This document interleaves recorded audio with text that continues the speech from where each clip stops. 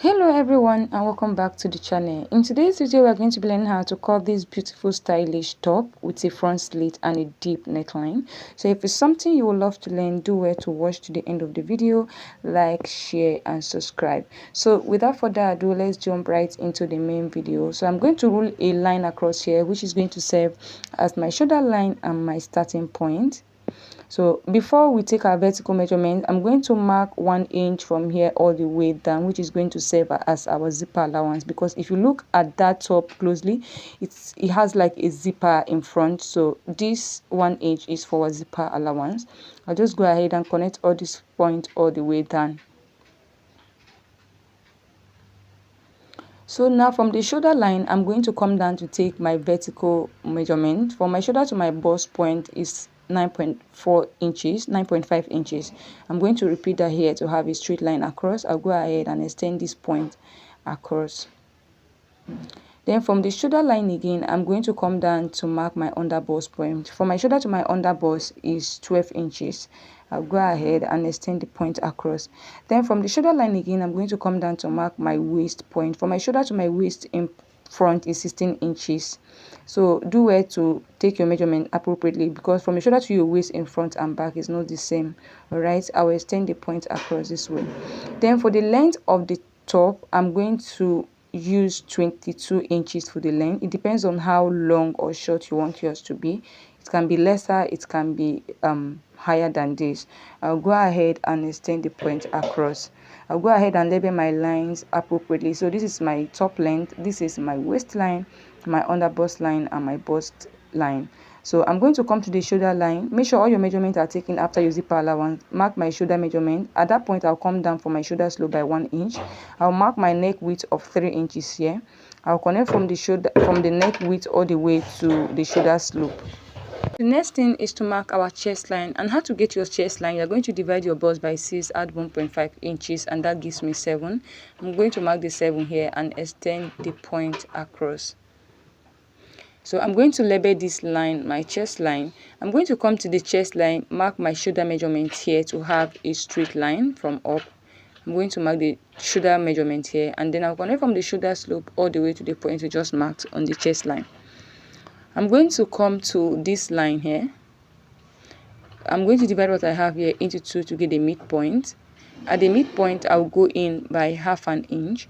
I'll come to the chest line, divide my bust circumference by 4.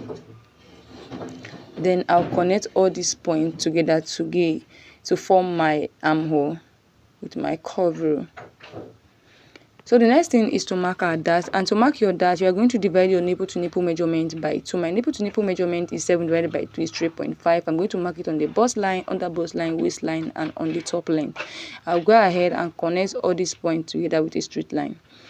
So I'm going to come to the under bust line here. I'm going to mark ½ inch on both sides of this line. I will mark it all the way to the top length. But if you're a plus size person, you can mark 1 inch on both sides of the line. All right, if you're a plus size person, mark 1 inch. I'll go ahead and connect all these points with a straight line.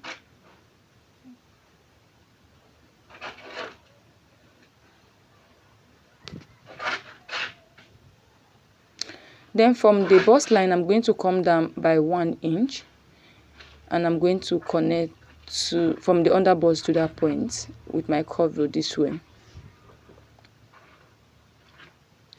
So we are going to use a preset dart for this tutorial.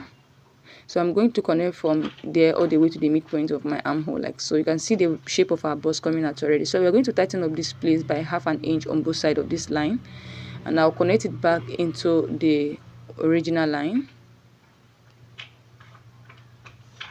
So the 1 inch we took for our dart here, I'm going to replace it so that we don't have any shortage. I'm going to replace it on this lower line here, and I will extend this lower line all the way to the 1 inch, like so. I'll also replace the 1 inch on my chest line, on the chest line, and I will reconnect my armhole, like so. The next thing is to impute our round body measurement. We've already marked our bust line measurement. I'm going to add my sewing allowance of 1 inch. You can do 1.5, it depends on what you want.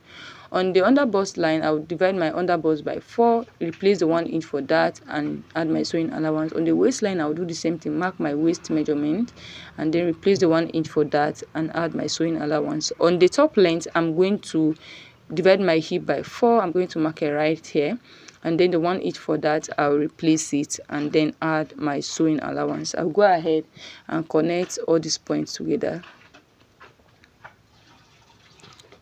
So the next thing we're going to do right now is to work on the neckline. So we have like a V neckline. It depends on how deep you want yours. You can maintain the chest line, the bust line, but if you look at the picture, the V neckline goes all the way to the bust line, but I'm just going to come up from the bust line by ½ an inch because I don't want my cleavage to show, and I'll connect from there all the way to this point. Like I say, it depends on how deep you want your neck to be. All right, and then for the slit that we have in front, it starts from the waistline because I don't want my tummy to show that much. I'm going to come down from the waistline by 1 inch, and here I'm going to go in by ½ an inch. This is the opening of the slit. It depends on how open you want the slit to be. You can do 1 inch, you can do ½ inch. It depends on how open you want the slit to be, and I'm just going to connect from here to this point like so.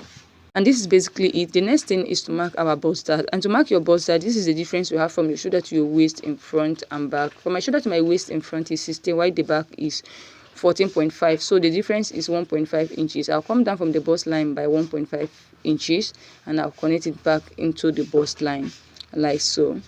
And we're going to cut this out. By the time you cut this out, you're going to have the back pattern and the front equal. And this is basically it for the front pattern. I'm going to come up here by 3 inches to give it a nice curve, and I'll just connect with my curve row all the way like so. And this is basically it. You just go ahead and cut this out so you can work on the back pattern.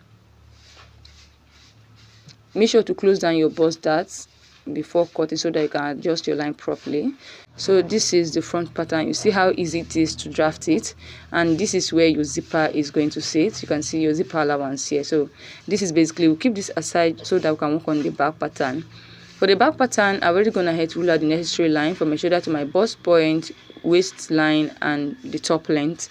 And I'm going to come to the shoulder line, divide my shoulder by 2 here. At that point, I'll come down by 1 inch for my shoulder slope. I'll come here to mark my neck width of 3 inches. The neck width for the back and the front will be the same, alright? And I'll connect from there to my shoulder slope.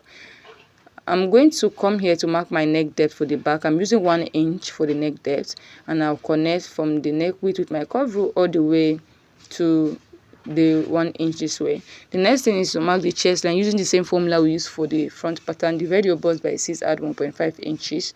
I'll go ahead and extend this point across. I will label this line my chest line. On my chest line, I'm going to mark my shoulder measurement here, and I'm going to connect from the shoulder slope all the way to that point. I'll come here, divide what I have here into 2 to get the midpoint, and the midpoint of 7 is 3.5. At that point, I'll go in by ½ an inch. I'll come to the chest line, divide my bust circumference by 4, and I'll connect all these points to form my armhole. The next thing is to mark our dart. Divide your nipple to nipple measurement by 2, just the way you did for the front. I'm going to mark it on the chest line, bust line, under waistline, and the top length. I'll connect all the points together with a straight line. So I'm going to come to the waistline here and mark ½ an inch here. The reason why I'm doing this is because I want the back to lay very flat so that we don't have any form of bulginess around this area. So this is very important. Make sure to do this so that you can have a very nice look at the back. We're going to cut this excess out. So I'm going to, still on the waistline, I'm going to mark ½ inch on both sides of this line.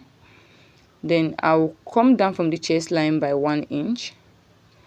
And then from the top length, I'm going to come up by 2 inches.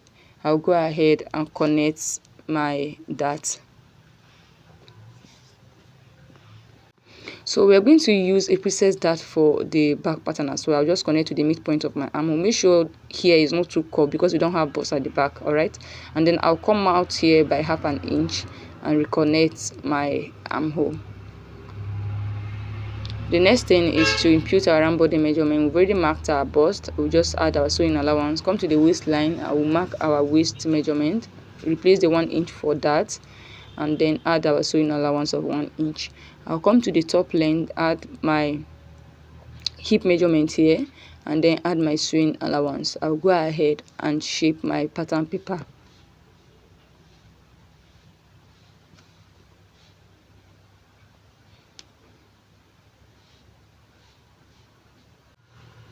So I'm going to come up here by 3 inches to give it a nice curve, just the way we did for the front.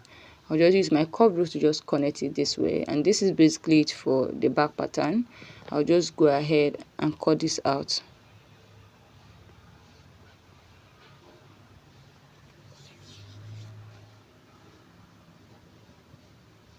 So this is basically it for this tutorial. We are going to cut ×2 of each piece, the center back and the side back, and this is all for this tutorial. If you find this video helpful, do it to like, share and subscribe. If you have any question, do it to drop it in the comment section, and I will see you in the next video.